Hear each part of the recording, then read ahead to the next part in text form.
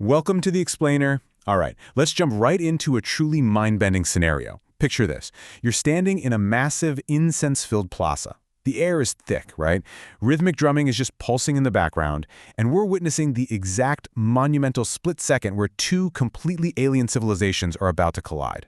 On one side, you've got these stoic, battle-hardened Norsemen, thousands of miles from their icy shores. And on the other, the magnificent Maya, standing tall under the sweltering jungle sun. It is a standoff of epic proportions, and today, we're going to look at the exact moment that changes literally everything for both of them. So, here's the massive question we're unpacking today. How on earth do two entirely alien cultures bridge the ultimate language barrier? I mean, imagine the sheer shock of an impossible divide, one separating seafaring Norsemen and city-building Maya just instantly vanishing. We're talking about two groups who don't share a single point of cultural reference, let alone a root language. How do you go from absolute, bewildered silence to total comprehension in a matter of minutes? Well, the answer lies in one single miraculous event that we are about to break down. Section 1. The Miracle of Kooballu. A bridge built not of words. Okay, so our inciting incident kicks off when a young Maya man steps out from the inner sanctum of the Great Pyramid. His name is Kooballu, and his presence commands this immediate, hushed reverence from the crowd. He's striking. His skull is subtly, beautifully elongated, which was a deliberate shaping from infancy that gives him this otherworldly elegance. Plus, he's wearing this shimmering fabric woven with stars and serpents. With quiet, fluid grace, he walks right up to the stoic Viking elder Håkon. Now pay close attention to the mechanics of what happens next. It's a mental coupling. Without a single word, Kooballu raises his long, slender fingers and gently places his palms against the sides of the old Norseman's head. Instantly, Kooballu's body goes taut, his eyes on focus, and he starts channeling this immense force. Håkon's face just goes utterly blank, like his very consciousness is momentarily displaced. You could practically see the energy crackling between them. A profound stillness drops over the entire plaza, broken only by the distant calls of jungle birds. It's this raw, primal connection transcending any known form of communication. And then, to the absolute, uncomprehending shock of every Viking standing there, Kooballu speaks. But he doesn't speak in Maya. His voice is clear, it's resonant, and the words coming out of his mouth are in perfect, unaccented Swedish. He says, "I am Kooballu. I have learned your language. I have learned it by linking to this revered elder's mind." The Vikings are absolutely stunned. I mean, their axes practically drop from their hands in pure disbelief. This wasn't just translation, it was a sensory, spiritual bridge built in mere seconds. This moment is a brilliant illustration of how deeply ingrained cultural perspectives actually shape our reality. For the deeply devout Vikings, folks like Randveig and Sven Loki, this was way beyond magic. To them, this was irrefutable proof of Odin's guiding hand, or maybe an intervention by the powerful new deities of this land. Meanwhile, the Maya, led by their high priest Khan Mo, saw Kooballu's unique gift completely differently. They interpreted it as a divine blessing from Itzamna, a literal bridge offered by the feathered serpent. It's fascinating, right? Both cultures synchronously rationalized an impossible event through their own deeply held religious beliefs, and it was exactly this shared, mutual awe that instantly cemented the peace between them. Moving on to Section 2, the Viking Strategy Council, debating the improbable on the German Gondar. So picture the dark, humid, pre-dawn hours right after the ceremony. The Viking crew has retreated to their longship, the Jormungandr. Usually, this is a place full of boisterous camaraderie, but right now, it is dead quiet. The air is just heavy with profound awe and some lingering disbelief. Jarl Ragnar is standing by a single hooded lantern, looking at his exhausted, bewildered crew, demanding their honest thoughts. And a micro-conflict erupts. On one hand, you've got Adolphus Gustavus, their scholar. His eyes are alight with fervor. He sees an enlightened civilization of sun worshippers, a people of immense power building monumental stone cities without a single iron tool. But then, on the other hand, you have Olaf, representing the fearful skepticism of the crew. Olaf is grumbling about sorcery and dark magic, gripping his hammer nervously. Because, think about it from his perspective, how can a boy speak their tongue just by touching an old man's head? They are deeply, deeply torn. But then, Håkon speaks up, and Håkon's absolute conviction changes the entire vibe. He tells the crew that he felt a connection, swift and clear as the flight of an arrow. Most importantly, he found absolutely no deceit, no malice in Kooballu's thoughts. He tells them flat out, it is a natural gift. There is nothing to fear from this boy or from these people.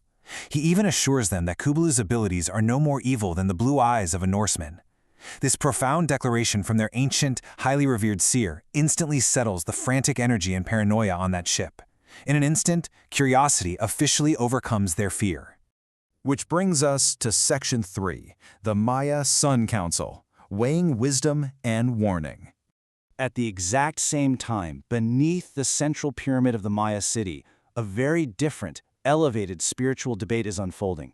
The air in there is thick with incense and the soft glow of jade inlays. The great Aha, its Manana, is sitting on his carved obsidian throne, totally surrounded by his most trusted advisors. They're trying to make sense of these towering beings from across the great water, with skin like the moon and hair like spun gold. Here, Kooballu steps up to act as the ultimate character bridge. You see, Chekte, the pragmatic master builder, is highly skeptical. He's looking at those hard metal Viking weapons and worrying they're just gathering strength to plunder the city.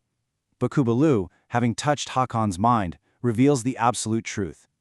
He explains that while the Norsemen certainly know of gold, they actually value a man's word, his honor, and the strength of his bonds way above material wealth. He assures the council he felt zero malice, zero greed for conquest in these specific visitors. They are driven by a spirit of discovery, not war. So let's look at what both sides actually decide to do next, starting with the Vikings. The Norsemen are incredibly pragmatic because, well, their survival depends on it. Jarl Ragnar lays out some very clear, actionable goals. First up, ensure the absolute safety of their ship, the Jormungandr. Second, move into the quarters the Maya offered so they can set up a secure logistics center. Third, start gathering the heavy provisions they desperately need for the brutal ocean journey back. And finally, they set a hard deadline. They will depart for home in exactly 2 months' time. It's a very grounded, heavily survival-oriented plan. Now, in immediate contrast, let's look at the Maya's priorities.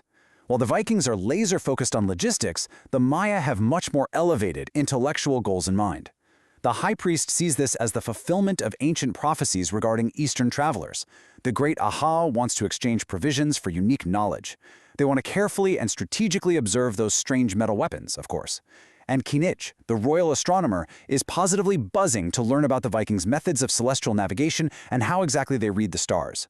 They are treating this whole encounter as a massive, once-in-a-lifetime opportunity for intellectual exchange. Section 4. Dawn of Cultural Exchange. Two worlds break fast. As sunrise hits, the two delegations meet up in this magnificent open-air courtyard nestled right inside the private complex of the Great Ahau, centered around a perfectly still reflection pool. And there is a stunning breakfast laid out. We're talking steaming bowls of maize porridge, vibrant fresh fruits, fragrant tamales, and rich, dark, ceremonial beverages. As the two groups sit down, notice this brilliant mapping of counterpart pairings. Thanks to Kooballu's translations, they suddenly realize they have exact peers across the table.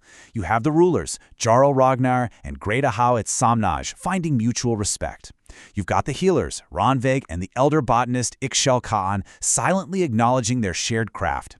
The deeply enthusiastic Norse scholar Adolf Gustavus meets Chak Ek, the head scribe. The sturdy shipwright Sven locks eyes with Ajal Balam, the master architect. And of course, the spiritual leaders Hakon and Kan Mo connect. It is a beautiful reminder of how shared human crafts and responsibilities can completely transcend immense, seemingly impossible cultural divides. The great Ahau Itzamnaj perfectly captures the true gravity of this breakfast. He looks around and states, "In this unprecedented encounter, there is potential for both danger and unparalleled wisdom. We shall choose the path of wisdom." It is such a powerful declaration of peace. With this single statement, and with Kooballu acting as their linguistic and empathetic bridge, Itzamnaj officially christens this historic, cross-cultural relationship. They are making a conscious choice to lean into curiosity and cooperation rather than fear and conflict. Which leaves us with one final, truly incredible thought to ponder. We know the Vikings have set a hard deadline of 2 months before they have to sail back across the ocean. With the language barrier completely shattered by Kooballu's gift, and with these counterpart experts now perfectly aligned, what magnificent discoveries are these two brilliant civilizations going to achieve in their short time together? I mean, what secrets of the stars, of healing, and of engineering will they trade? It's an absolutely thrilling alliance, and I really hope this explainer has left you as intensely curious as I am to see what happens next. Thanks so much for joining me on this deep dive, and I'll catch you next time.